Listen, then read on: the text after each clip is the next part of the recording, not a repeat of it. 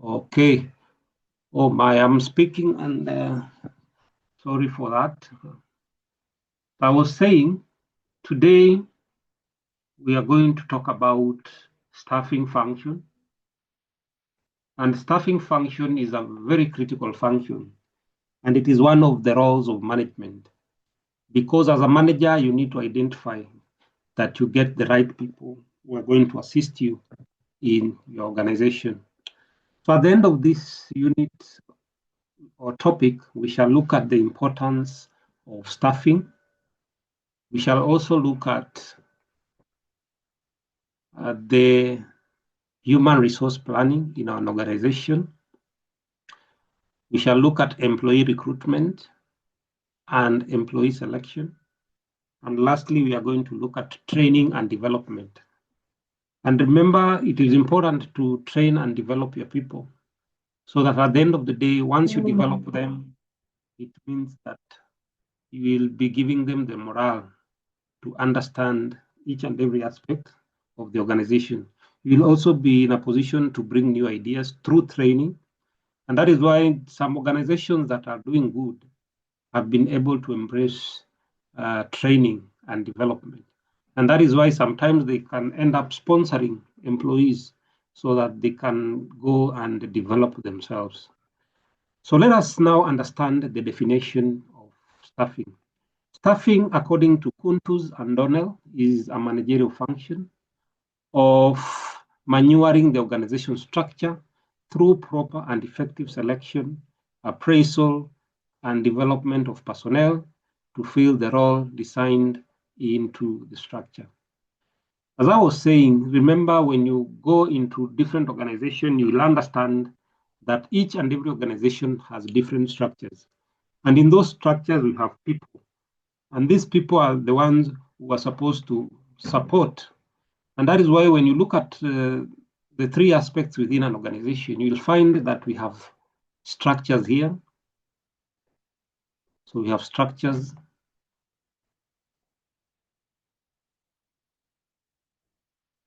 Then we have people.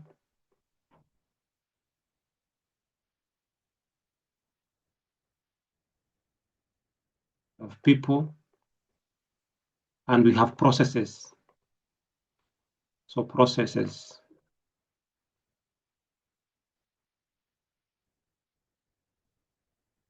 So when you look at all this, you will understand that these things relate with each other. For a structure to work well, we need to have people who are in that structure. And for people to work well, you also need to have processes that are going to be effective. So that at the end of the day, you have the structure which provides the guide. Then we have the people who are in that organization. Then we have processes that have been streamlined to ensure success in the organization. Hope everyone is able to hear me. Yes. Yes, we can hear you. We can hear you, Malima. Okay. Yes. So once you have these structures in place, you need to get the right people. And how can you get the right people? You can get the right people by ensuring that you select the cream de la cream. And that is why we always talk about the recruitment process. So that with recruitment, you will get potential employees who now can apply for the jobs. Then the selection process will take over. Then the other thing is about appraisal. You need to ensure that people perform. And the essence of looking at appraisal is to evaluate the performance of the employees so that those employees that are doing good will be able to maybe get promotions. And by creating promotions, it means that they will be leaving a gap where they were previously so that you can still get more people to be able to fill those positions. Then the other thing is development of personnel. So you need to develop your people. How do you develop your people? Is by ensuring that they are able to grow and become better and better. You can develop them through maybe having trainings, or you can also develop them by maybe growing your organizations. So in the moment you want to grow as an organization, it means that you'll be creating more roles for people. For example, if a company wants to grow their branches to a certain area, then it means they need to look for people who are going to be part and parcel of that organization in that new area. By so doing, they will be creating opportunities for others. Therefore, you can see that staffing will really play a very critical role in ensuring that transition is possible. So, in managing, the meaning of staffing is an operation of recruiting the employees by evaluating their skills, their knowledge, and then offering them specific roles accordingly. So remember, in every organization, there are some reasons as to why they normally recruit. And one of the reasons could be maybe staffs are leaving the organization, therefore they need new people, or others are retiring from employment, or the business has grown, therefore they need more people. So the only way to ensure that we have that transition is to by way of recruiting and ensuring that you get the right people. So what do they evaluate? They evaluate the skills that you have. Remember, we have different types of skills that employees need to have. And one of the skills could be technical skills, technical skills. So this is the ability to be able to use computers or any systems that you are using within the organization. So that ability is very critical. And remember, it requires continuous learning so that as an employee, you need to always continuously learn so that at the end of the day, you will be better and better. We also have other skills like analytical skills. And these are skills that will help you to look at things in a more detailed way, where you want to be solution oriented by analyzing different situations and having different scenarios and basically coming up with solutions about the same. We have other skills like the liaison skills, the ability to relate with people, the ability to interact with people, and things like that. So, those are some of the issues that people or the human resource are supposed to look at when they are looking for people to join a certain organization. They're also going to look at the knowledge. Do you have the knowledge? For example, if they want to recruit a human resource officer, have you gone to school? Do you have the knowledge? Do you have the certificates in human resource? Therefore, based on that, they can recruit you because of the papers that you have. And that is why most of you today are in class, because you want to increase your chances of getting promotions at your place of work. Then the next thing is to offer the job. So once you get the right people, then you have to give them the job based on the roles that they are going to do. And that is why it is always important when you are advertising for jobs, you need to come up with a job description. Job description. So the job description is what will now guide the recruiter to be able to get the right people. So that once you see the job description, you can match with your abilities and your skills, and you can easily apply for that job. And obviously, you will have qualified for that job. The other thing that we need to look at is the importance of staffing. Why is staffing important? Why do companies really take time to bring the right people into the organization? One of the reasons is to discover and obtain competent personnel. So the organization is able to get competent personnel, people who are qualified, people who have the experience that it takes. So as human resource personnel, you also need to look at some of these issues, and it will help you to discover the inner strength that they have so that you bring the right people who are going to ensure that you succeed at the end of the day. Then the other thing about staffing is that it builds higher employee morale. How does it build higher employee morale? Anyone? Let us see. Frida, how does staffing increase employee morale?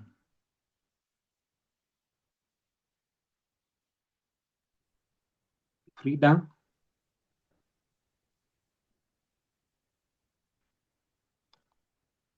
Is Frida in the house?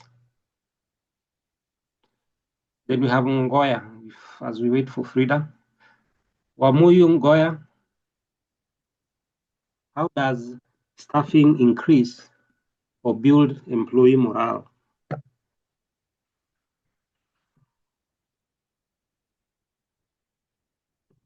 Anyone? Mwalimu, maybe by staff welfare initiatives. Staffing. Remember, staffing is bringing people on board. Yes? What about by reducing the workload for the staff? Yeah, it can be, because they are bringing new employees to come on board. Remember, they will be able to reduce the workload of the already existing employees.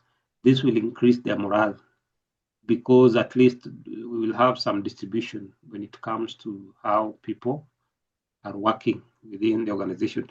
Any other idea, Meshak?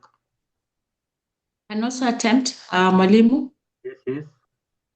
Yeah, staffing can also bring in on-the-job learning. New employees, for example, if they're senior employees, they can bring in new concepts, new ideas. And number one. Number two, if they're of the same level, there could be competency sharing and building amongst themselves. Yeah, that one is okay. Sometimes when you bring new people on board, it will increase the morale of the others, because they are bringing new knowledge into the organization. Then the other thing, maybe it will increase morale, because there are some of the reasons as to why they bring new people. Maybe because the older employees have been promoted. Therefore, staffing is most likely to increase morale, because you are considering the internal capacity, you are giving them opportunities to grow. Then later you bring new people into the organization. Gladys, you want to say something? Okay, the other importance is that it improves job satisfaction and motivation of employees. How does it ensure motivation of employees? Remember, once you bring new people through staffing, you'll be able to match what they do and the job description. Therefore, it will increase their morale, and it will lead to some level of job satisfaction, where you ensure that the people that are coming, they already know what they're supposed to do based on the job description. When you bring the right people, imagine you are currently doing human resource, then you find an opportunity to practice human resource.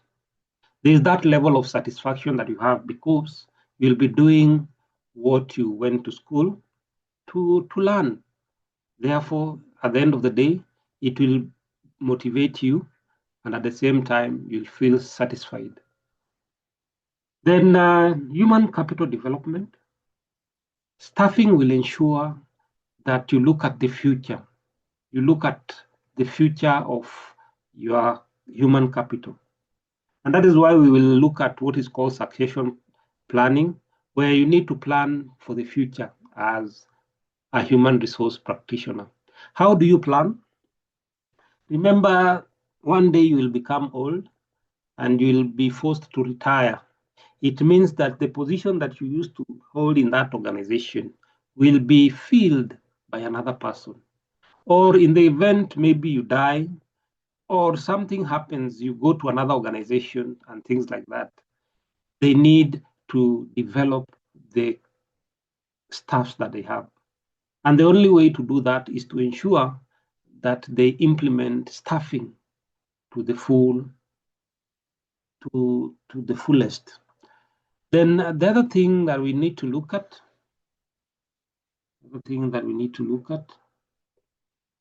is that staffing, it reduces the cost of personnel by avoiding waste of human resource. How does it ensure that?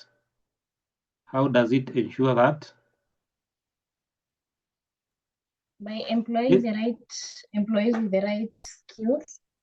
Yes, And Esther, you want to say something? We can see you are busy. Yes, who was speaking? it's me, Anne. Yes, Anne, you can proceed. By recruiting the right employees for the right roles. Yes. Yes. And How will it ensuring there is reduce internal wastages? trainings. Sorry? How will that Because, reduce wastages?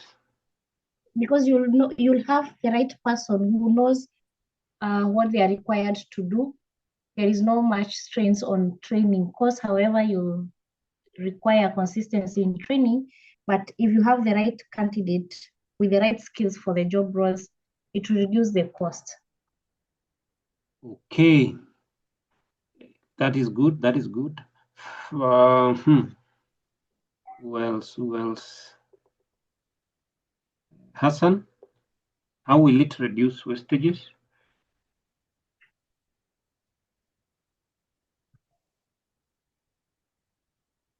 Hassan is in this class.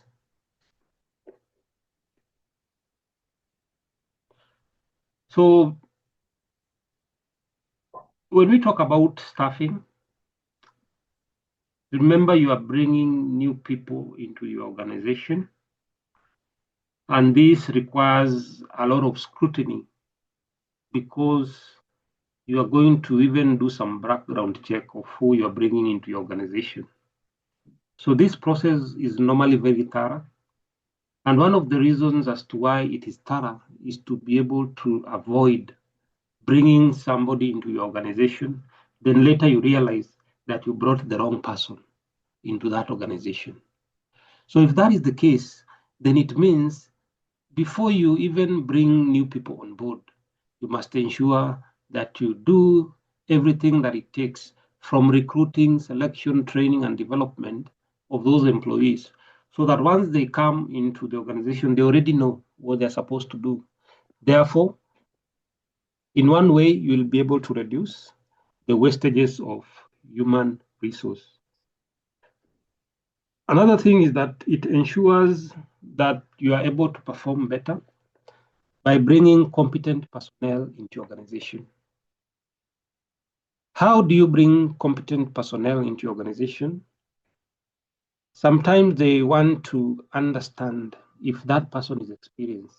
And that is why they always tell you that you must present your resume so that they can look at it and shortlist you for a particular position. So one of the reasons as to why that is possible is because they want to get the best candidates who are going to fill that position. Staffing will therefore ensure that as an organization, you are able to perform better because of the people that you are bringing on board. Then another thing is that through employee development, it is able to provide continuous survival and growth of the business. So how will it ensure continuous survival? Lucy.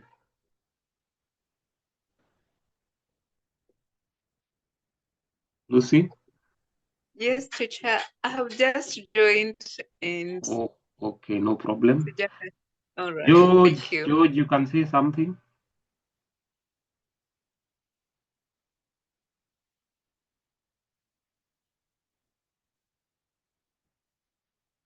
George, how will it ensure survival and growth of the business? Mwalimu, I have just joined now. I'm just catching up. I can do a trial. Yes, you can try.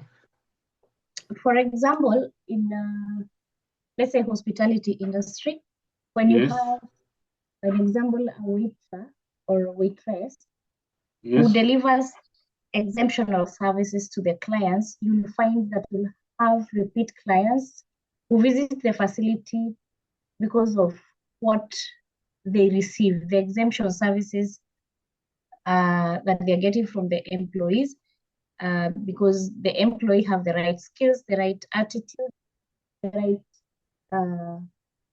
skills and know-how towards delivering their services, hence improve the growth of the business, because you'll have repeat clients visiting the same facility for such exemption services they get. Okay.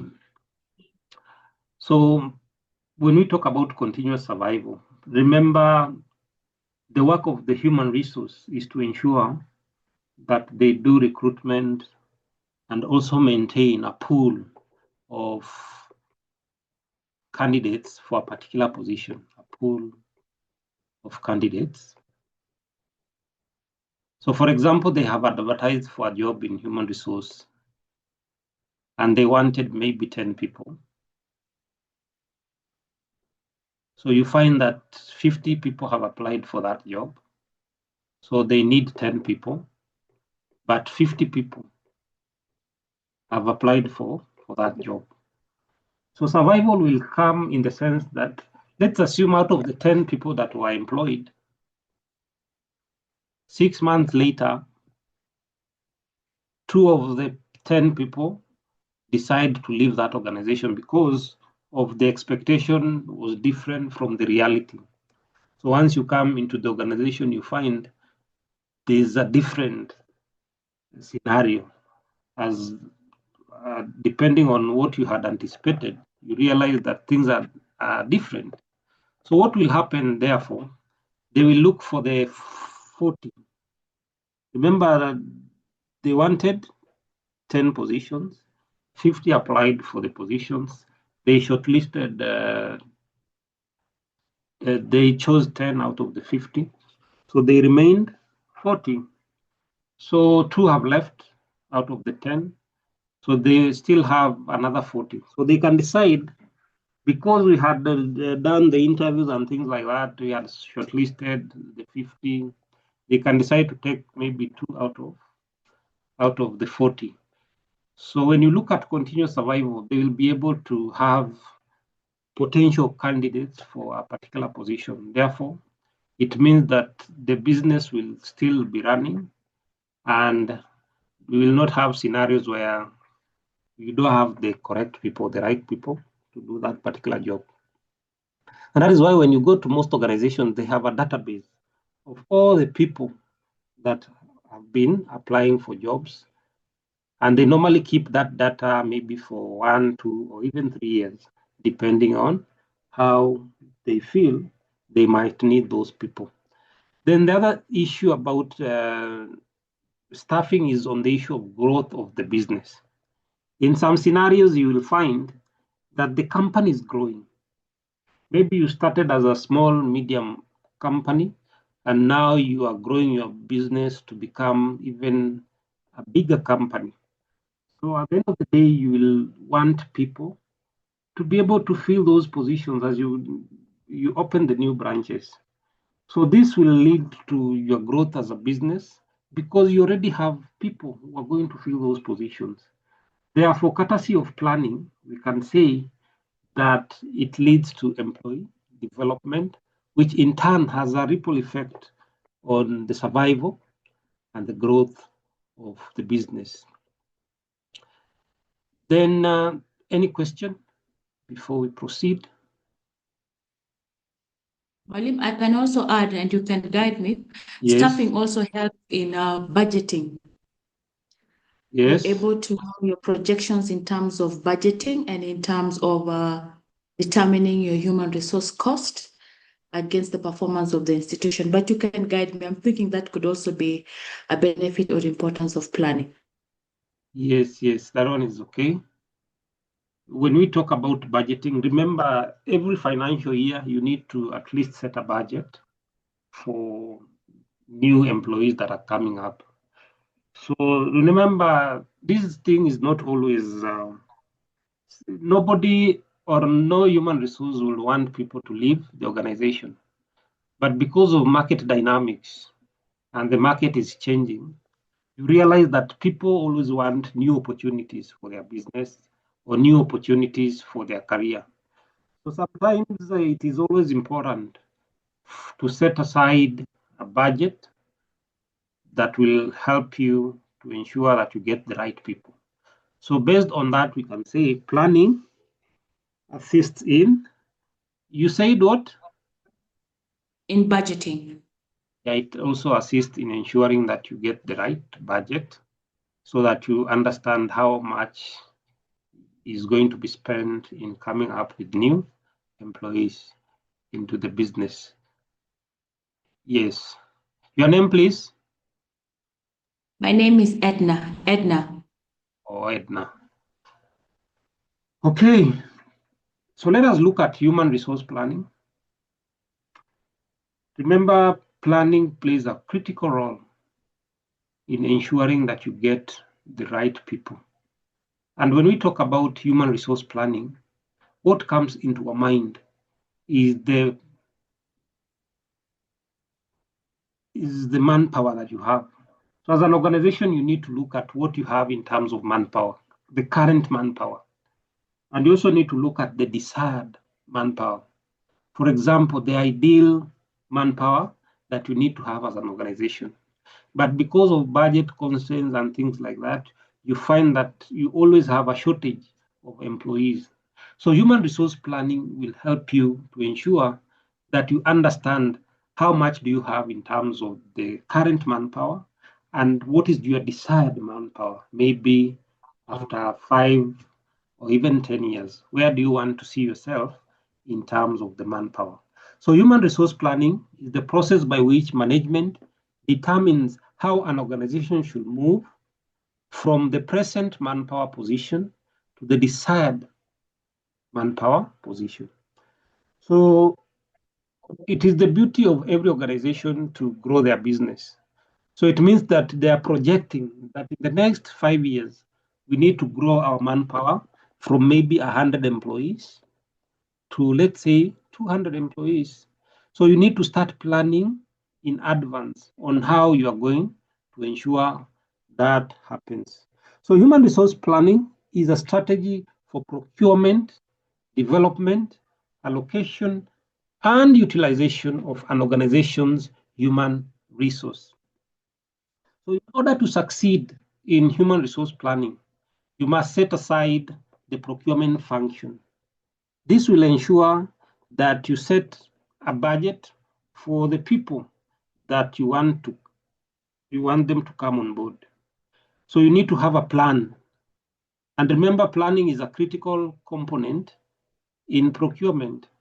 So once you do your planning, then it is the work of procurement to ensure that they initiate all the processes, because you don't just wake up and you start the recruitment process. You need to at least have set a plan, maybe in the procurement plans. The other thing is about development and allocation. You also need to allocate and utilize the human resource. So human resource planning is a strategy. And remember, the only thing about strategy is to help you to become competitive. So you must ensure that you put a strategy in place that will make you to have a competitive advantage, competitive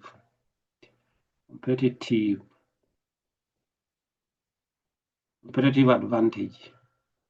So that when we talk about planning, you look at planning in a more strategic way,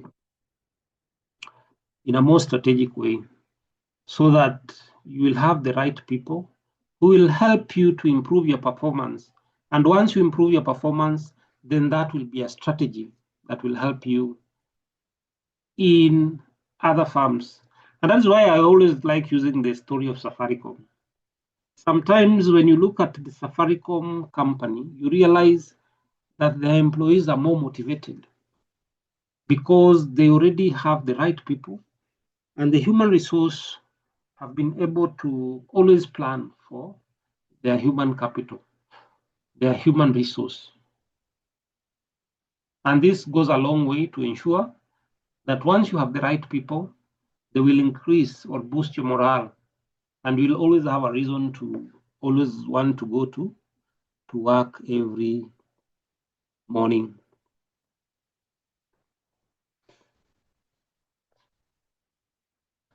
So the other thing we need to look at today is human resource planning needs.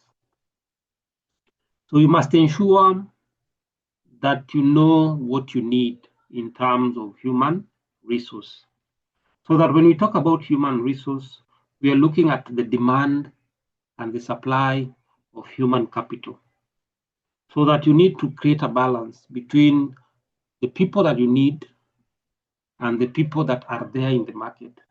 So that once you float maybe a position, do you get applications where people are interested to come to that organization?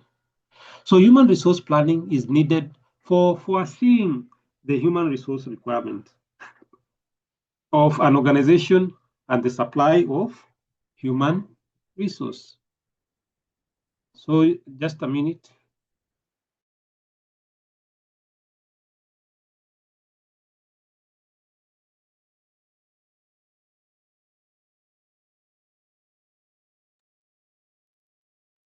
So we are talking about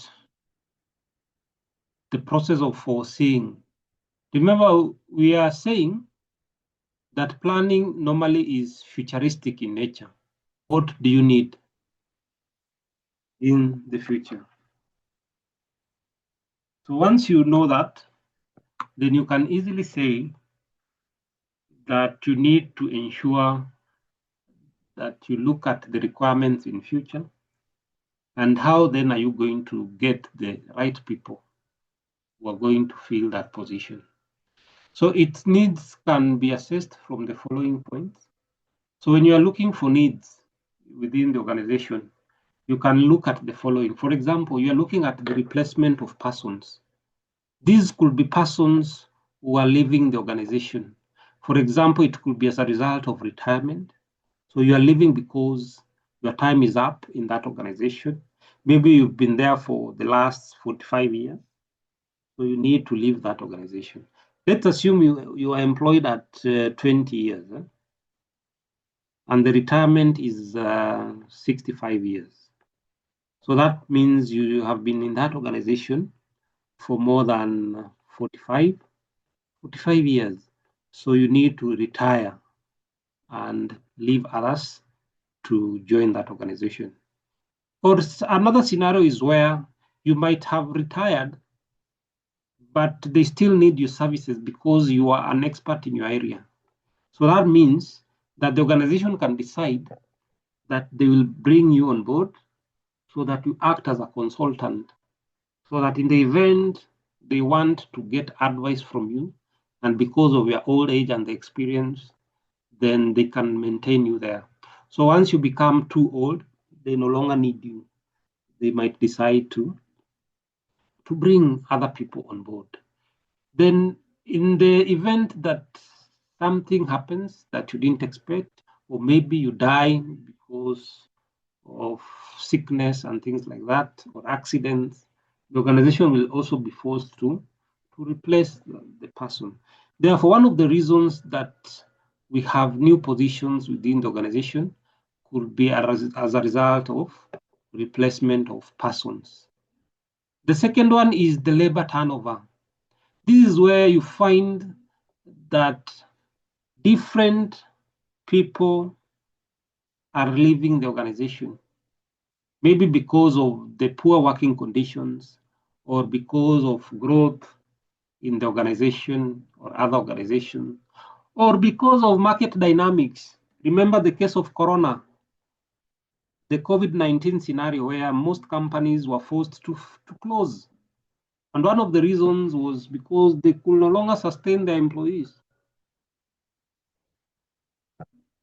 Because of the pandemic. So if that is the case, it means that there will be a high labor turnover, which will force employee or the employer to start recruiting again. So if that is the case, then it means they will need more people into the organization. Therefore, new positions will arise.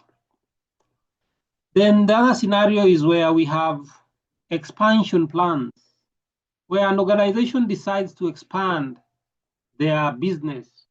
A good example that I like using is the example of Equity Bank. They decided that they are going to go and expand their business in Rwanda, and other parts of East Africa. If that is the case, it means that they will need more people to fill those new positions, therefore leading to the need of getting more employees into the organization.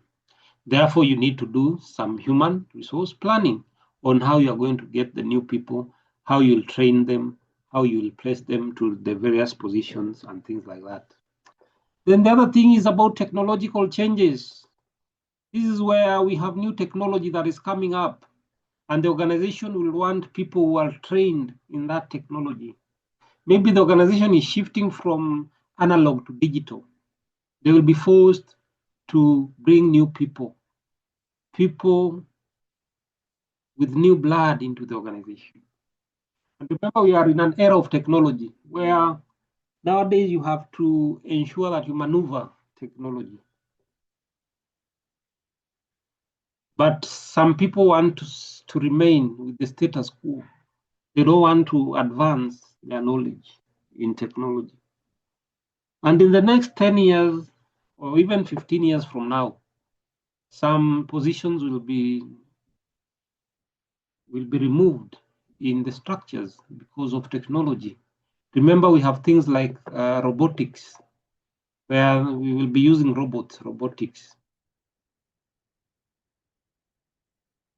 Nowadays, we have things like artificial intelligence, AI, where you don't need even to write an email, you just type, and AI is able to write the email for you. Things like cloud computing, technology, cloud computing.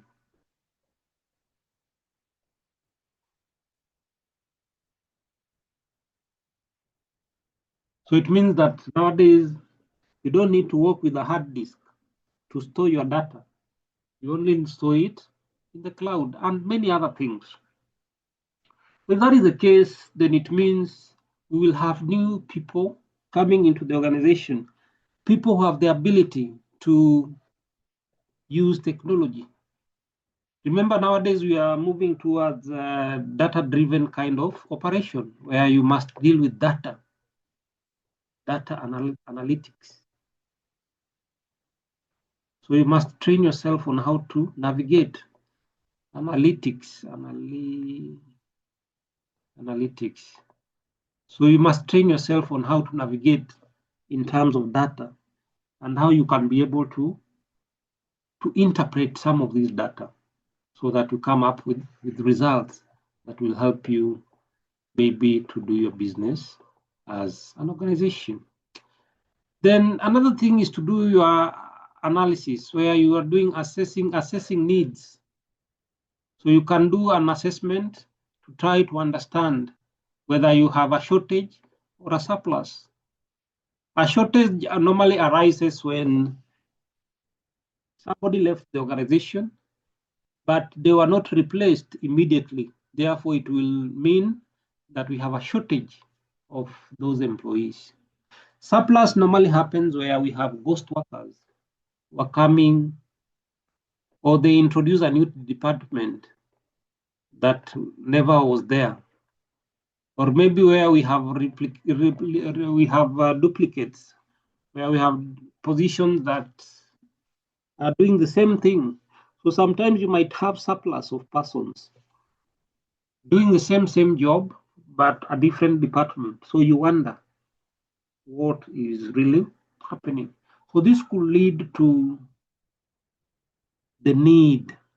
So you need to do your analysis so that you understand where you are as an organization. This will help you to fill those positions or to get the right people who are going to assist your organization. So what is the importance of human resource planning? The importance of human resource planning. Number one is to be able to identify gaps in the existing manpower. So you'll be able to ensure that you know the gaps that are there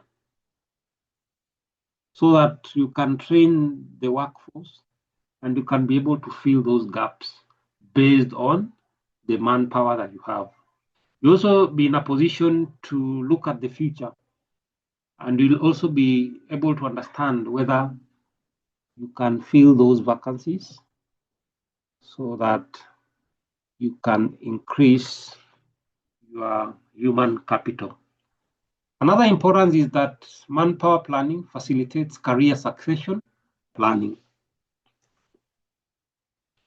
As an organization, you need to always plan for the future because the future is not certain.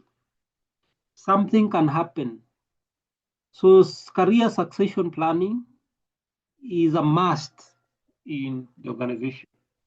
And that is why every time you find the organization's human resource department is very busy trying to establish how they can always succeed those employees who are leaving the organization. And that is why they always conduct interviews each and every time. You find they're recruiting people. You wonder, they did an interview some years ago. They've never filled that position, but they are still doing more interviews. The main purpose is to succeed or to ensure smooth transition in the event people leave the organization or people grow to other positions or to other departments and things like that. Another one is that manpower planning leads to improvement in overall planning. So you need to ensure that you improve your processes internally. And manpower planning will help you to be able to understand where you need to improve, where you need to maybe add people and things like that. This will go a long way to ensure improvements in the overall operations within the organization. So no management can be successful in the long run without having the right type, the right number of people doing the right job and at the right time. Then manpower planning facilitates the expansion and diversification of an organization. Remember, when we talk about diversification, we're also talking about bringing different people to the organization, people with different ideas, people with different approaches to what they do. And this will lead to diversification of different operations within the organization. And manpower planning will help to ensure that as much as you want to expand your manpower, you also need to bring people who are going to ensure new ideas and innovations, which will in turn lead to diversification or better ways of doing different activities. Manpower planning leads to a great awareness about the effectiveness of sound manpower management through the organization. Every time you have a plan in place, remember the plan is going to act as a framework of implementing the issue of manpower.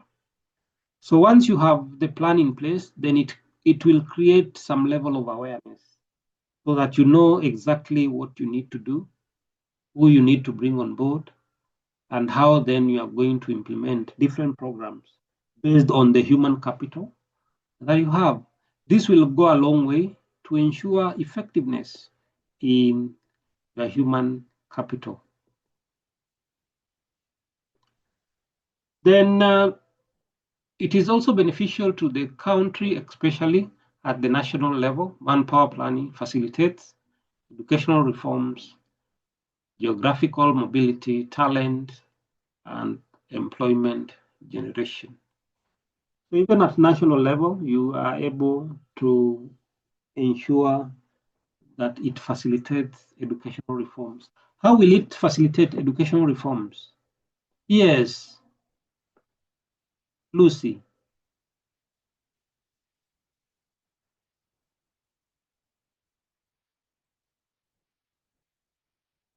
If you can hear me, Lucy.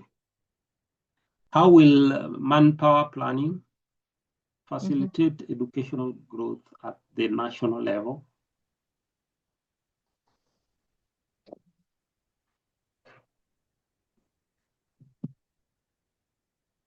Hello, Yes. any idea?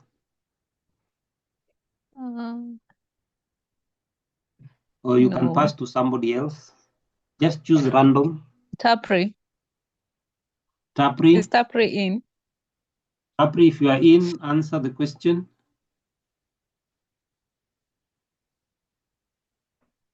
Bishop, you can say something. Bishop.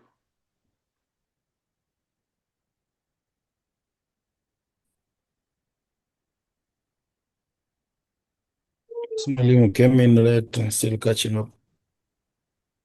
Okay. George, you also came late?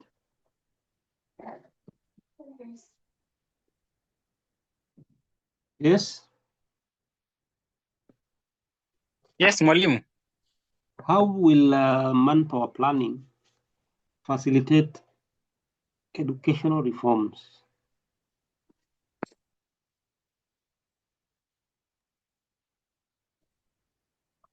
It ensures that the resources are allocated to areas where they are maybe mostly needed.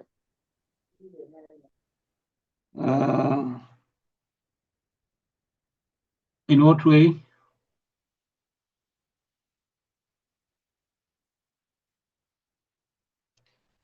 Anyway, let me help you. Remember, Okay. oh, you wanted to say something?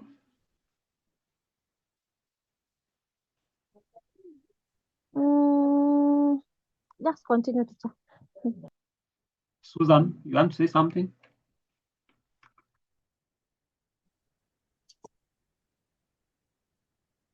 Okay, sometimes remember when we talk about manpower planning at the national level, sometimes they normally do the need analysis and they want to identify areas that they feel they need to have more emphasis on. So when they're doing manpower planning, they can easily be able to understand the gaps that exist in the market. So based on that gap, they can recommend to the government to ensure that they do some reforms in the education. For example, what is happening currently, we are having the CBC. And one of the reasons as to why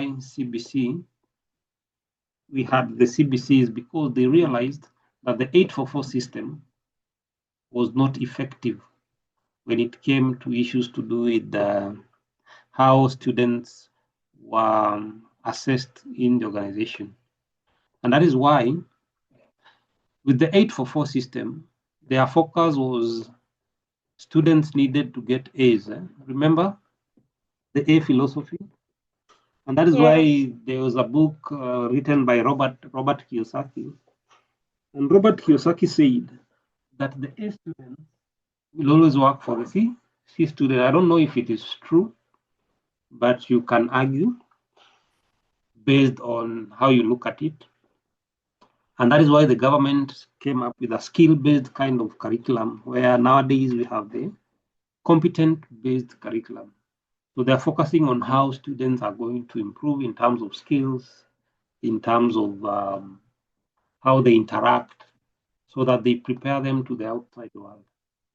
And that is why nowadays I hear even students are learning about coding. Some students can do some coding. Others are doing languages. This will help them maybe in their future. So when you look at all that, you realize that planning will facilitate the educational reforms. It will also lead to talent and geographical mobility. How will it ensure geographical mobility? Yes, Marion.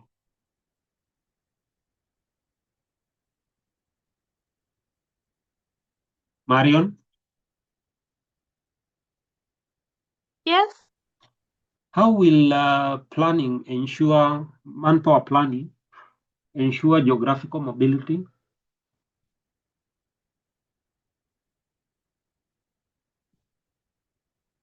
Well, I can attempt. Yes, just go ahead. Because you say your name because I Edna, can't. my name is Edna. Yes, my name Edna. is Edna. Yeah, talent planning on geographical mobility enables Kenya to position itself for the labor market. So you're able to prepare talent for labor market, for global labor market. international labor market. Okay, that is good.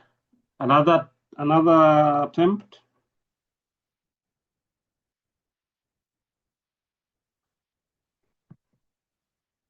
Maybe you can see what the president, the Minister for Foreign Affairs is doing. They are trying to ensure that they do manpower planning. And that is why every time you hear them talk about the movement of labor, maybe people are going outside there to get greener pastures. So manpower planning has helped to ensure smooth geographical mobility so that you can move from one place to another in the quest to maybe get work to do and things like that. So the only way we can be able to understand the capacity that is needed outside is through manpower planning, so that the other people will tell you how much they need in terms of people. So it is upon the government to start planning on how they are going to deliver the number of people that are needed in those areas.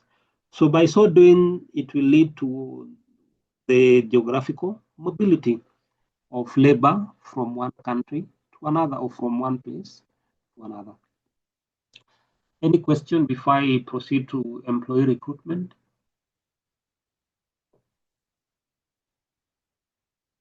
Any question? Sylvia?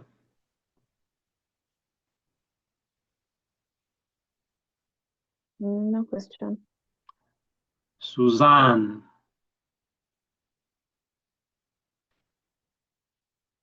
If you can hear me, Susan? No question, Walim. Okay, there's no question. Let's proceed. Employee recruitment. Employee recruitment. So according to Flippo Edwin, recruitment is the process of searching for prospective employees and stimulating them to apply for jobs in the organization. If today you look at the dailies, you will understand that different companies are in need of people. And the only way to create that awareness so that you understand that they have positions is by way of recruiting. And when they recruit, it means that they are inviting prospective employees who have an interest to work for a certain organization. Therefore, they will float an opportunity in the local dailies or in the website or in these agents, so that any person who feels is qualified for that position will apply. And the work of recruitment basically is to ensure that they search for those people and make them apply for those jobs, or they can ensure that they put the job description in a way the job looks appealing to you so that you can at least make an attempt to apply for that job. So recruitment can be done in different methods. The first method is called the direct method. The direct method involves where professionals, particularly in human resource, might decide to go or travel or visit educational institutions.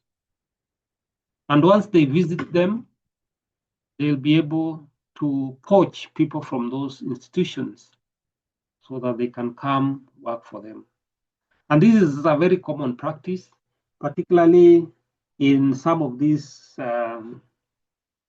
technical courses. For example, engineering, they can poach people, maybe in universities, so that they can come work for them. By so doing, they'll be able to develop the manpower. They'll be able to ensure that they succeed in terms of bringing new people on board. They can also decide to get people from the public, maybe through different initiatives, where they can come up with a program with the purpose of bringing new people on board. like the issue of it's called apprenticeship, where you can have a program where you invite people, or even things to do with management trainees, where you bring new blood into the organization. So that one we can say it is a direct way of bringing people into the organization. The second method is referred to as the indirect method. This is where the organization decides to advertise, maybe on newspapers, maybe on radio, or sometimes they can have these journals, professional journals, where they can invite people to come join their organization. This is a very common method that is used. And that is why when you look at the newspapers, even today, you will find they still need people. Different companies, different positions need people to join their team. Then we have the third method, which is called the third party method. This is where the organization will decide to have a third party or a third party recruitment company so that they can help them get the right people to perform different functions within the organization. A good example is where they can have a company like maybe LinkedIn.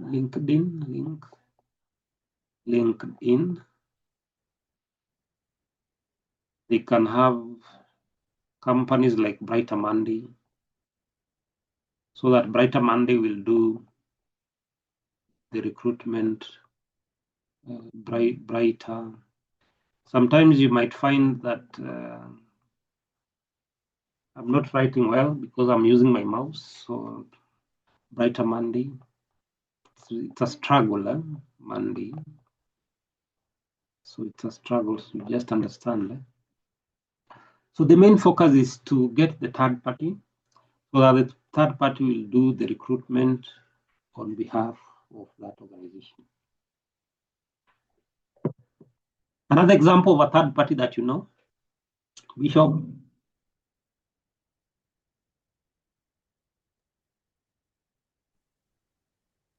My Jobs Kenya. My Jobs Kenya. Another one. We have Deloitte. Yes, Deloitte. Deloitte. Yes. Or they normally do recruitment. They do recruitment. Okay. Not auditing. They do recruitment plus auditing. Or they've diversified. Yes. Okay. Another one, George. J Global. Okay. J.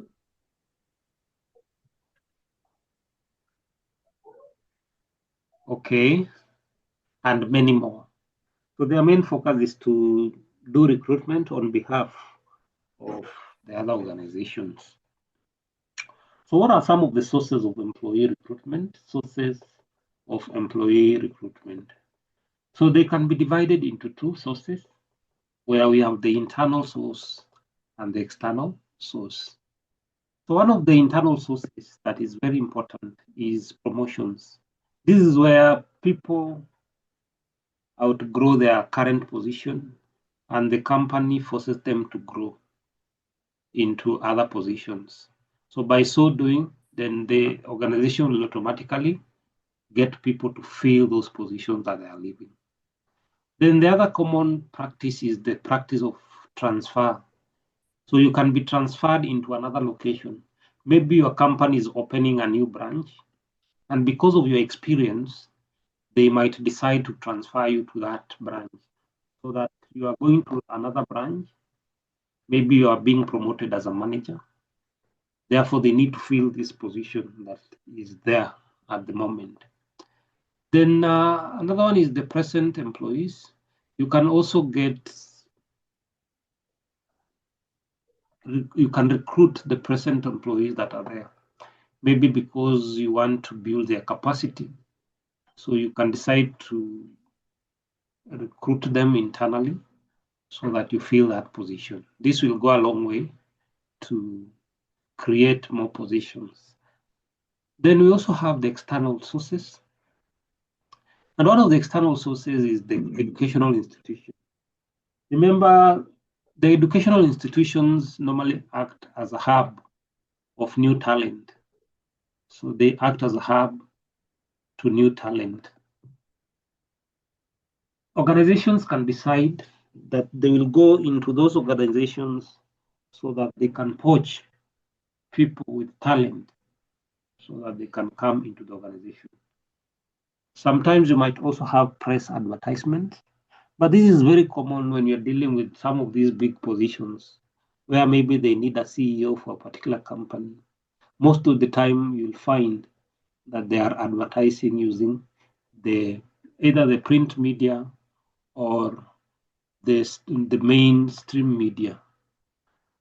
Then private employment institutions, those are still educational institutions. They can also get recruitment from those areas. Then unsolicited applicants, these are applicants who just decide to apply for the positions within the organization. Then personnel consultant. So you can also decide to look for third parties who will help you in your recruitment journey as an organization. This will go a long way to ensure that you get the right people based or on the third party. So we also need to look at selection. But before we look at selection, we'll have a break of 5 minutes, then we continue.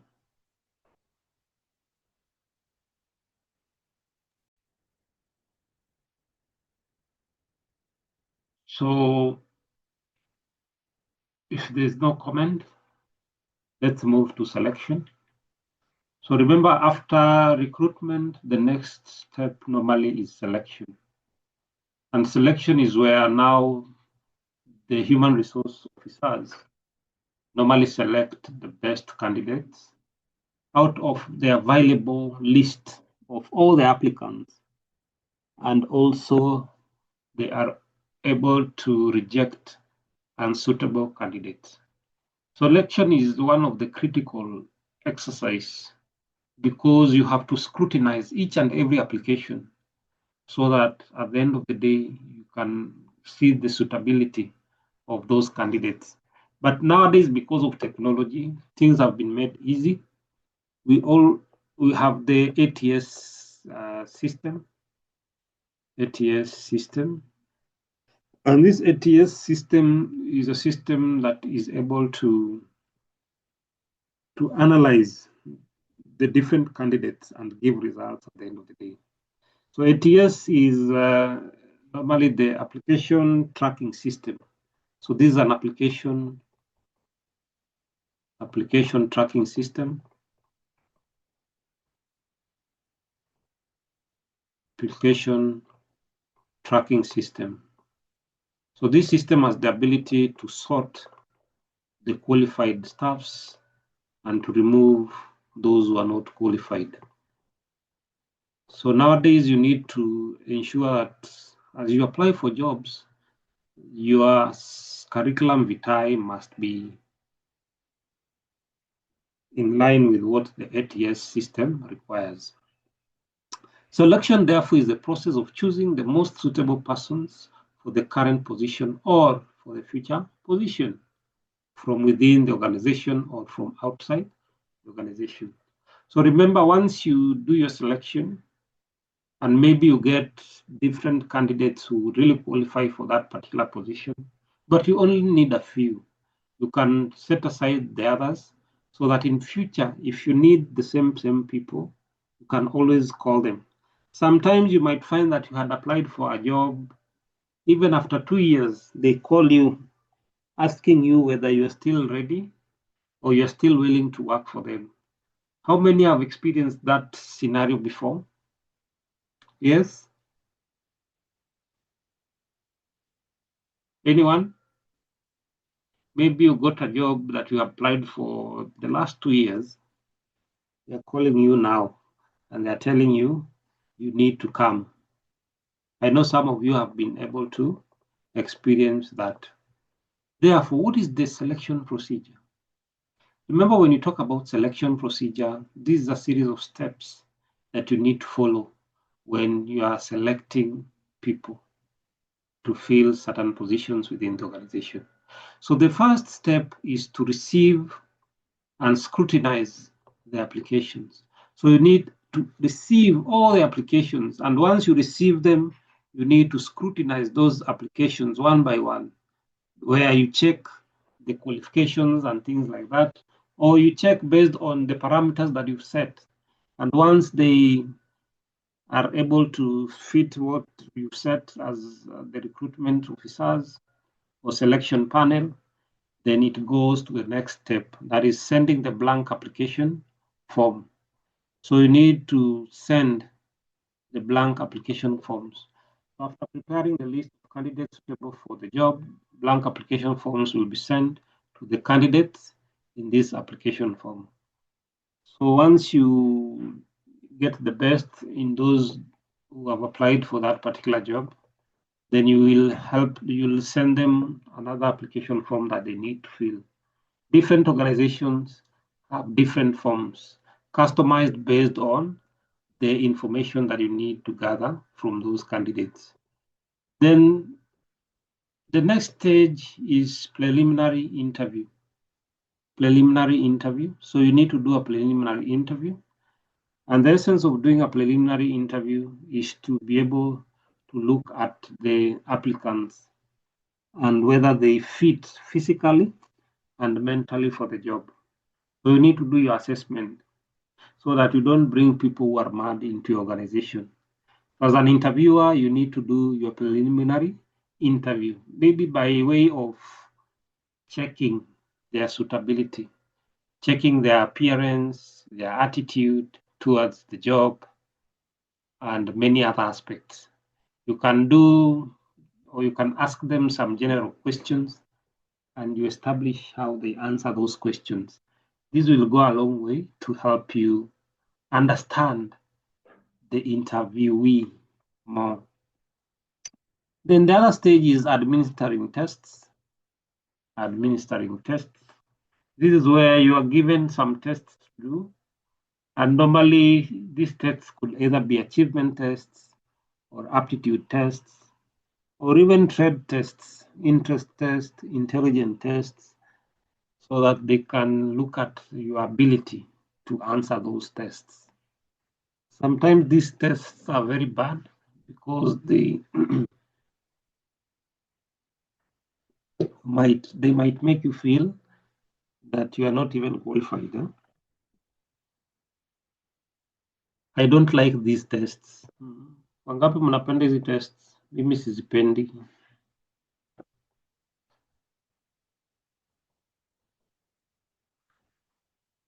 Although nishaifanya hii test Kimani. Yes, psychometric. How was your experience? I was feeling that there was not actually need for even applying for that particular job in the first place. But the personality test, I think, was okay. Okay.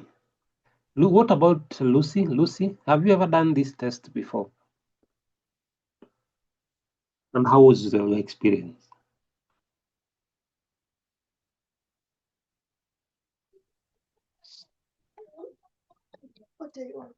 It's just the same feeling like, now why was I applying for this job if I had to go through all those stages? Actually, some of them does not favor you. The funny part is that when you are going to do those tests, you hear that some people already have the answers. So you wonder why they were calling you to participate in those tests. So sometimes these tests are very unfair. And some people already have a predetermined candidate. They are just doing a formality so that they they fill the gaps. Then the other thing is to check reference on investigation of previous history. This is where they want to understand your background. And sometimes they even call your referees so that they can ask them some questions about you. And if you are not careful, you need to at least have communicated with your referees so that in the event they are called, they will always have the same answers, so that wasikuchomea bwana, unajua anaweza choma picha. Then we also have the interviewing. This is where they can now have the real interview, the one-on-one interview, where they'll be asking you questions and you also need to answer those questions. Basically, they are testing your ability to interact and how you react. They're also checking your emotional intelligence and your mental awareness. Nowadays, emotional intelligence is very, very important. Emotional intelligence. This is how you are able to deal with people's emotions. So that anytime you're dealing with people, you need to be emotionally aware with who you are dealing with. Remember, different people in different organizations, or even in your organization, there is the way they react, maybe because of stress or because of other issues that are affecting their mental health. So you might find somebody is just bitter for nothing. So you need to be emotionally aware of some of those people and how you interact with them so that they don't affect your spirit or they don't bring negative energies to you. Remember, you need to protect your energy as a person so that anyone who is bringing negativity to you, you will find better ways of trying to avoid. Imagine when you wake up in the morning and the first thing you get is maybe your manager trying to talk bad about or trying to be harsh on you, and it's in the morning and you are going to be in that organization up to evening. So it is always important to protect those energies and know how to deal with them. So then the other thing is final selection. This is where now the results are out and they have selected their candidate. Then they need to do the official communication, and later they can now decide to place those candidates into their positions. Then the next stage is training. So once you place your employees, you need to, once you select your employees, you need to train them. Then later you will place them. So what is training and development? What is training and development? So according to Flippo, training is an act of increasing the knowledge and skills of an employee in doing a particular job. And this is a very common factor in every employee. Look at companies that are doing well. For example, KQ or even Safaricom. You will find that they have libraries, Safaricom. So you'll find that this company, within the company, they have a library. But this library, sometimes employees don't go to those libraries. Even in government, you'll find they have a department of library science, and their main focus is to bring new knowledge, to bring books, to bring everything into the organization so that the employees will be empowered to learn and increase knowledge. And training is very common also in government, where employees are normally taken to different areas or different institutions so that they can train. For example, the Kenya School of Government is a training institution for the government. But the problem with government employees is that they always go to those trainings with an intention of getting the per diems. But later, when you ask them what they learned, they're not able to tell you. but they can remember the amount they were given. Then it is an organized activity designed to create a change in the thinking and the behavior of people and to enable them to do the jobs in a more efficient manner. So sometimes you find better ways of doing things because you are advancing your knowledge. And that's why I always encourage employees to always go an extra mile to learn something, to learn a skill that will help you to navigate. And that's why I always tell people, if you get a job in a new area, always have a strategy of how you're going to work. Strategy. Always have a plan. The simple way is to have a plan so that when people are struggling to work, you already finished that work and you're doing other things. This will go a long way to help you to continue developing yourself. Always have a plan, work plan. Every morning you go to work, do you have a work plan? What are you expected to do that day? So once you have that in mind, it becomes easier for you to create a lot of time where you're going to learn new skills and increase in your knowledge. Always read a book every day. Make sure you read some few pages. If reading a book is difficult, you can also read the Bible because the Bible is the mother of all the books. Frida, which book did you read today?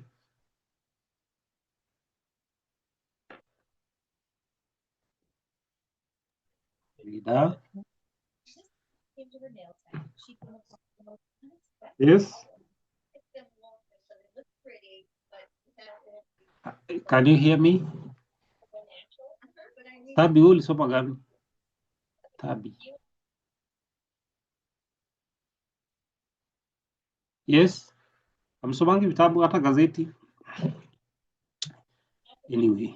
The schedule is tight. Sure, you create time. Hata unaamka saa 10. Unasoma kitabu. Ah. Okay. Yes, yes, yes, yes. Then the importance of training and development. The first one is improve employee performance. How will training improve your performance? Cynthia, Silibwa.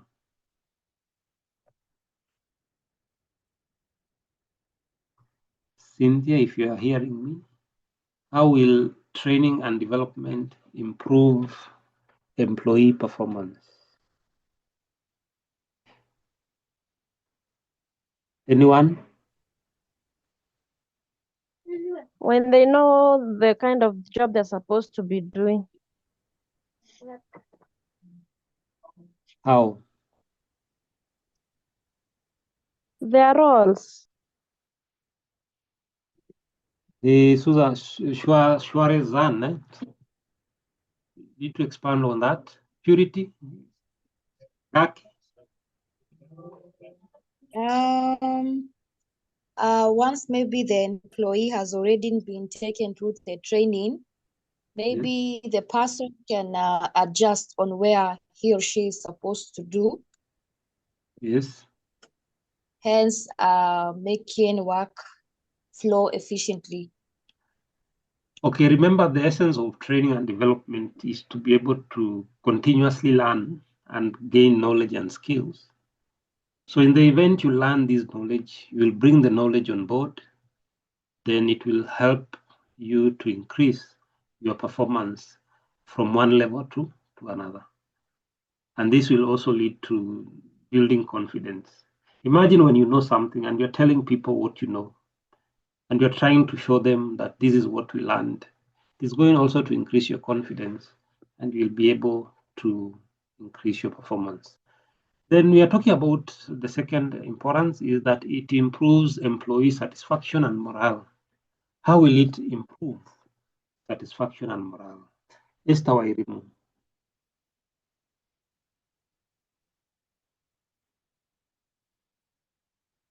Yes, Esther.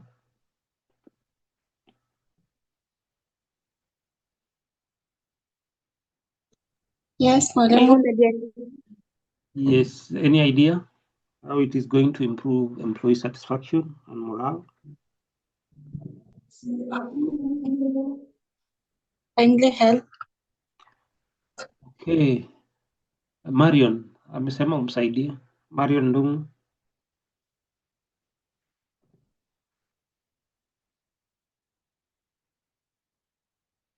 Mwalimu, maybe I can try. Yes, yes, continue.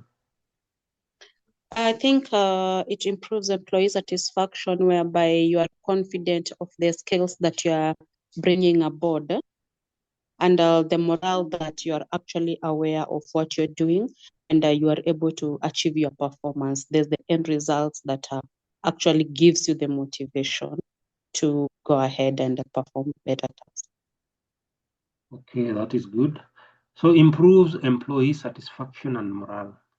If today you had rumors that you are going for a training, let's say in Kampala in Uganda, then that curiosity to want to go there, learn new things, interact with new people, at the end of the day, it will lead to that level of satisfaction. It means that the organization is taking care of our training needs. So by so doing, it means that you'll go to Kampala and come back, and this will boost your morale because it means that your employer has really value in you, and that is why they are really investing in you. So if you have that feeling, then it means you'll come back, work hard, have morale, so that in the anticipation that they will continue taking you to trainings. I know some of you, your institutions or your companies are paying for your school fees. And if they are paying for your school fees, it means that they know that you are talented, and that is why they have decided that we are going to pay maybe 75 of your school fees. Then you pay the 25%. Therefore, it will increase your morale to some extent. Then it will also help in addressing weaknesses. How will training and development address your weaknesses? Beatrice.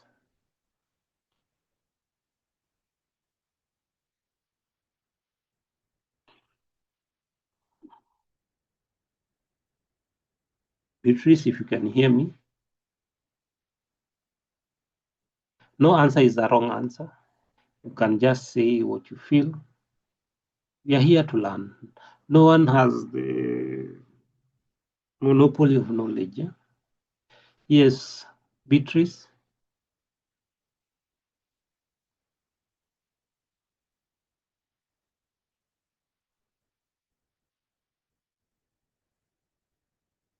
Anyone to help Beatrice? Please repeat your question again, Mwalimu. How will training and development address weaknesses? Okay, I think for me, number one, it addresses it.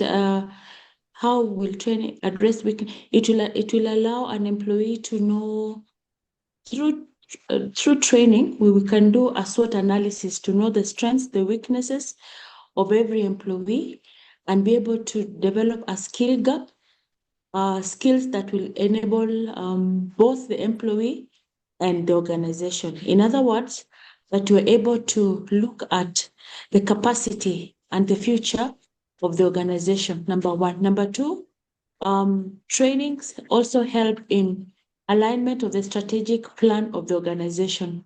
So if the organization is looking at working on a certain strategic plan and there is need for that training, so this training will address the strategic needs that are required to undertake that project. For example, if there is need to undertake a project in maybe, let's say, in farming, and there's need for new skill of rearing chicken. So that training will enable the organization train the farmers on how to rear this new breed of chickens to align with the strategic plan of the organization. My submission, Wadim. Okay, that is good. So training and development, remember, before an organization takes you to training or development, they will do the analysis to understand what are some of the weaknesses that you have and how are they going to improve that weakness. So once they do the skill gap, then they will address the issue of training. And that is why you are told you need to go for this and this training. They allocate or they come up with a schedule so that you know in July or September, I'm going to Kigali to do a training on data analysis, or I'm going to a certain place to do a training on human resource development and things like that. So training and development, therefore, will address those weaknesses so that you are going to expound on the gaps that we have identified. And the employees will be able, therefore, to understand and be able to also increase their skills, therefore reducing the possibilities of poor performance. And this will address their weaknesses.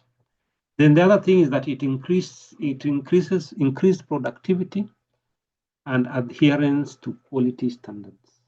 How will training and development lead to productivity and quality standards? How will it lead to quality? Angelina.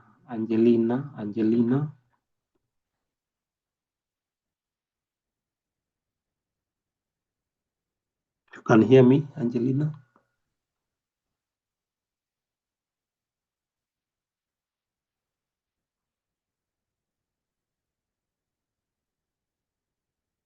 If you, yeah. Yes, William. Any idea? Maybe I can try. Yes. Yeah, by taking someone to the training, it's like you are helping someone to gain a skill. So that person become perfect in what he is or she is doing. Okay. So once you take people to training, the main intention of doing that is to increase their productivity, to increase their output, so that once they come into the organization, they'll be able to bring results that will go a long way in improving the productivity. Then training will also lead to adherence to quality standards. Adherence to quality standards. And this is basically the issue of compliance, where once you train people, you expect them to be compliant to what you do as an organization. For example, let's assume you want to sign the code of conduct in your organization, code of conduct.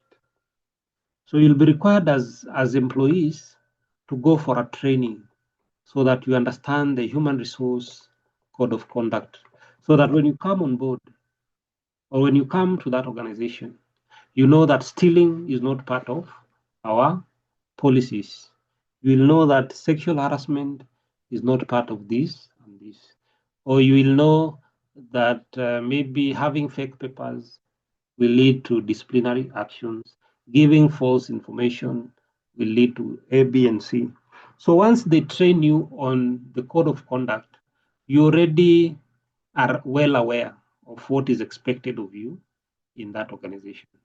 So this means that the organization, through training, they'll be able to increase the quality standards. This will lead to some level of compliance. Therefore, training plays a very critical role in increasing productivity and at the same time leading to adherence to the quality standards that have been set by the organization. So that training will emphasize that you need to do A, B, and C. Then the other thing is that training will enhance companies' reputation and profile. How will it enhance reputation and profile? Yes, Agnes Wanjiru.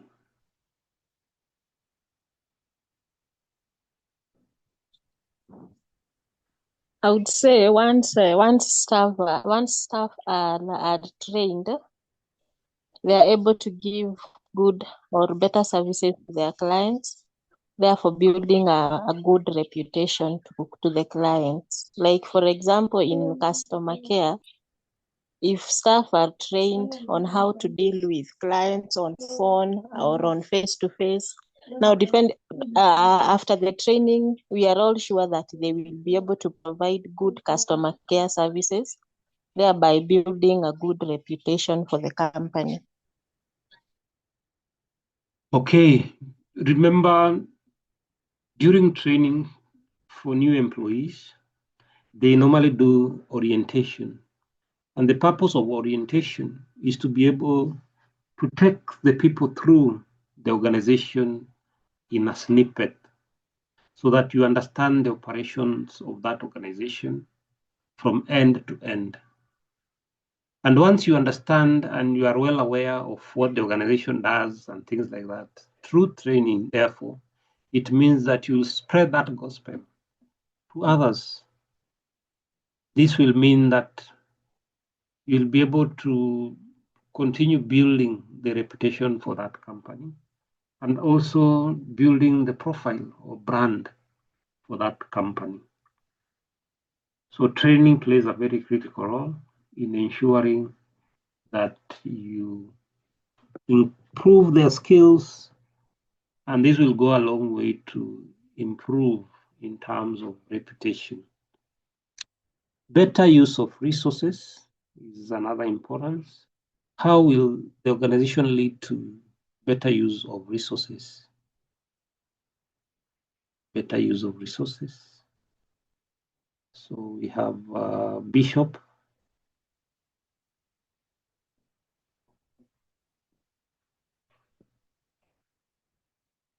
You can hear me, Bishop.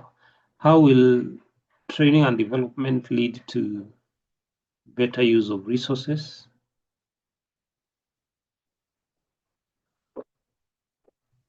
Malim, let me attempt again. My name is Edna. Yes, Edna.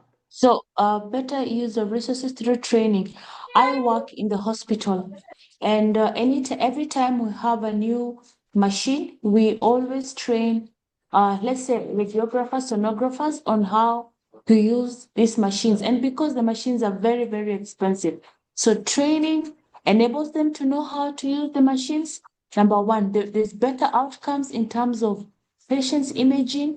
There's better outcome in terms of patient's treatment plan, and there's better outcome in terms of the complete care of the patient. So this comes out of training, number one. Number two, for the admin staff, if, for example, there's a new policy and we train them on the new policies and stuff like that, they're able to interpret the policies better, they're able to articulate the policies better, they're able to communicate the policies better, the uptake is better, there's better or higher staff retention, staff motivation, simply by ensuring that there's continuous training at the workplace.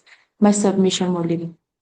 Yeah, that is good. If you train your employees well, they will be able to know how to use resources so that once you tell them resources must be taken care of, then they will go a long way to ensure that they use those resources. The other thing, when you train them and you tell them, remember, resources are limited. So based on that limitation of resources, then employees will be well aware that we need to take care of our resources. Then the last one is fewer accidents.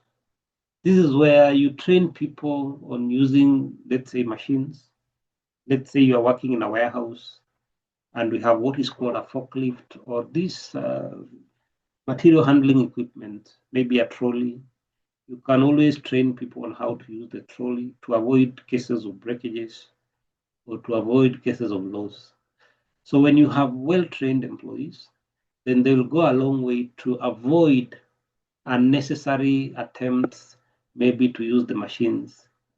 And they will always handle the machines with care. And this will have a ripple effect in the accidents, which will be reduced tremendously. So the other thing we are going to look at today is the methods of training. When we talk about training, there are two methods that are critical during training. The first one is the off-the-job training, or also referred to as the external training. This is a training where you bring people from outside the organization so that they can be trained internally, or they will understand your business process.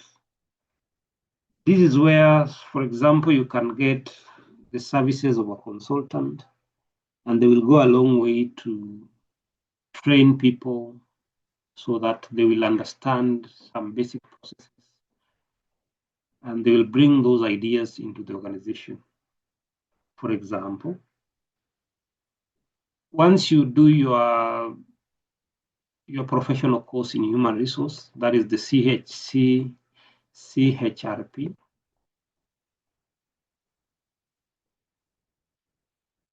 and you have an experience of maybe 15 to 20 years, later you will be forced to become a consultant in that area. So you will be sharing your knowledge so that the people who are coming to the organization, you will have to train them again because of the experience that you've had over the years and the expertise that you have gathered over the years. So based on that, the organization might feel that they want you to be their consultant in areas to do with training or welfare development within the human resource field, or any other thing that they feel is important for them. So this will call for an external training. So as a consultant, you have the ability to share your experience, to share your knowledge, so that you can and help the organization to improve their service delivery. So some of those trainings could be instructor-led trainings, where you have an instructor who will come maybe in a classroom setting, come with materials for presenting, so that he or she will be able to share the knowledge. And based on what you gather there, you can now bring the knowledge into the organization. Then we also have the e-learning platforms. Nowadays, because of technology, you don't need to go physically. Like what I'm doing right now is the issue to do it. It's training, so that we can use the videos, we can use the internet, we can use different platforms like Zoom, we can use Google Meet, we can use Teams, or sometimes Skype, or even WhatsApp nowadays has the ability to organize for trainings. So where you can be invited so that you get trained, maybe by an expert in a particular area. Maybe you can have some trainings on mental health. This is very common by the way in organizations, mental health awareness. People are suffering in silence. And because of the current government, there is a problem. And if you don't address this problem today, we will suffer in future, because people are falling into depression. Some people don't have options, and they're left to go to these mandamanos. Like on last Wednesday, you saw what happened. We didn't even have the ability to do a class for the mandamanos. And this is really affecting the society today. So you can have a training that is going to talk about mental health. And instead of having the training physically, you can organize for a Zoom class where they'll train the employees so that each and every employee can access the training. Then we also have the simulation training. This is very common, particularly when you're doing some technology kind of activity, where you can have simulation of a particular machine, so that once you understand how the simulation operates, you will now be taken to the field to understand the actual operation. And this is very common, particularly in the motor vehicle industry, motor vehicle, or even in aviation, where you can have a simulation, aviation. So where we could have a simulation of a plane. So once you go to that simulation, the simulation has the ability to train as if it is something that is real, so that you understand how to navigate in the event you face some of those challenges. Then we have what is called role playing. Role playing. This is where employees can be given a certain role in a controlled scenario where you are given a role, they will see how you perform the role, and they can give you points at the end of the day. Or they can also share their views on where you need to improve in the event of doing that role. So this is a very common activity in organizations. And the main focus basically is to increase your knowledge and experience in performing those functions. Then we also have what is called case studies. Case studies. And case studies is very common where you can be given a case of a particular company that is experiencing challenges. Maybe you can be given a case study of Deloitte, and they are telling you to analyze the case study and come up with possible conclusions that are going to help the company to have a paradigm shift in their performance or to increase their outcome and or productivity. So based on the case study, then you need to have possible solutions that will guide you during your activities. Then we also have another type of training, which is normally referred to as the internal training or on-the-job training. This is very common in most organizations where you might be given a certain task to do so that you understand their processes. For example, you can be in human resource department, you can be in human resource, and you are taken maybe to procurement. Maybe you are going there because you want to benchmark and understand what they do. Because sometimes you might think that the other department is not really working. But when you are there, you can easily relate with what they do, so that you don't always say that the people in finance, they don't work. People in marketing, their work is just to walk everywhere. So once you go to those departments, you can be training so that you understand their standard operating procedures. This will go a long way to understand the impact of the other department to the organization. So on-job training is very important because you are going to have a practical experience of what is happening in the other departments or even within your own department. For example, you could be in human resource, but remember human resource is divided in many areas. For example, we have the training department within human resource, or you could be in welfare,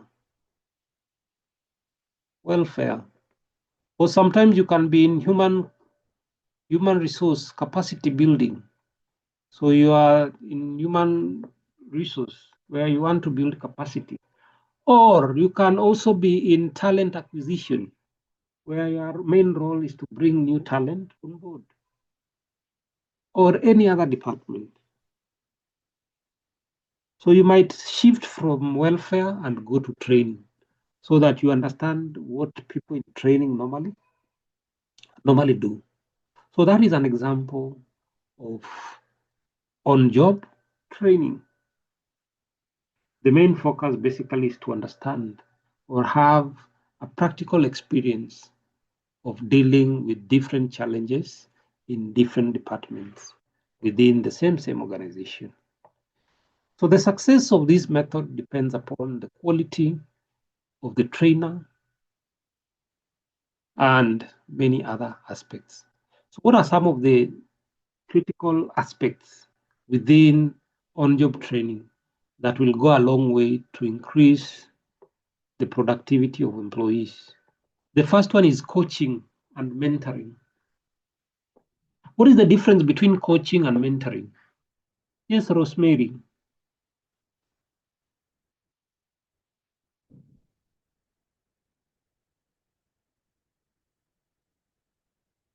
Rosemary?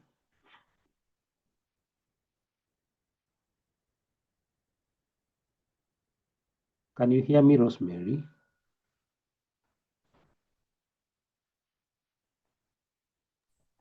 Oh, sorry, Marim. I was on mute. Okay. Coaching. I thought they are one and the same. And they are not one and the same. Who can help? Wycliffe?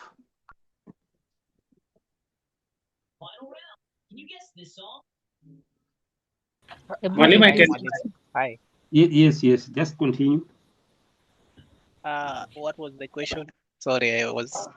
Coaching and mentoring, what's the difference? I can try, Malim. Yes. Okay, Meshach, take over. Okay, thank you. Coaching is only short time, while mentoring takes a longer time. It's a process. You need to be there with that person to keep on mentoring him so that until he becomes what you want or he achieves what you want. But coaching is only maybe showing direction, short time. Kitu kama hiyo. Okay. Lucy, you want to say something? Lucy Gikuhi. Or the Maybe other I can Lucy? try, Malim. Yeah, just try.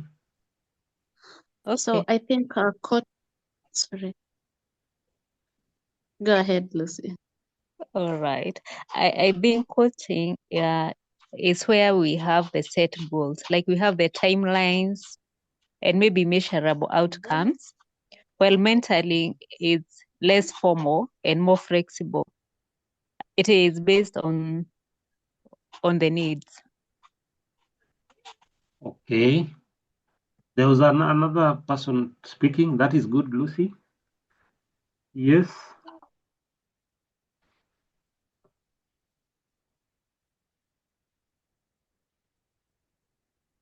So basically, coaching has a duration.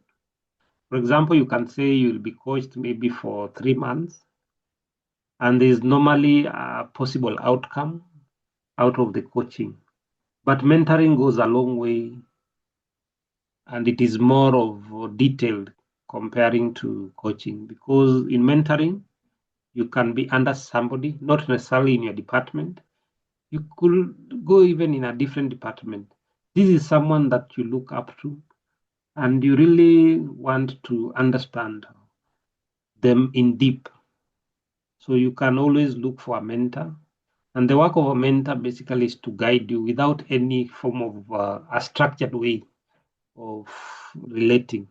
But in coaching, there's normally a structured way of trying to establish how you can coach somebody. Maybe the organization can come up with an initiative where they want to empower people.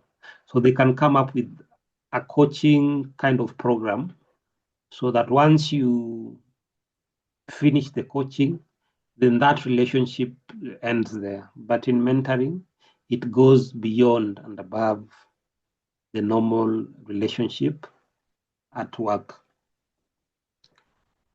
Then understudy assignment. These are assignments where you give people the assignments, but you still have to study what they do. And you can also guide them on where you feel they are not really doing well.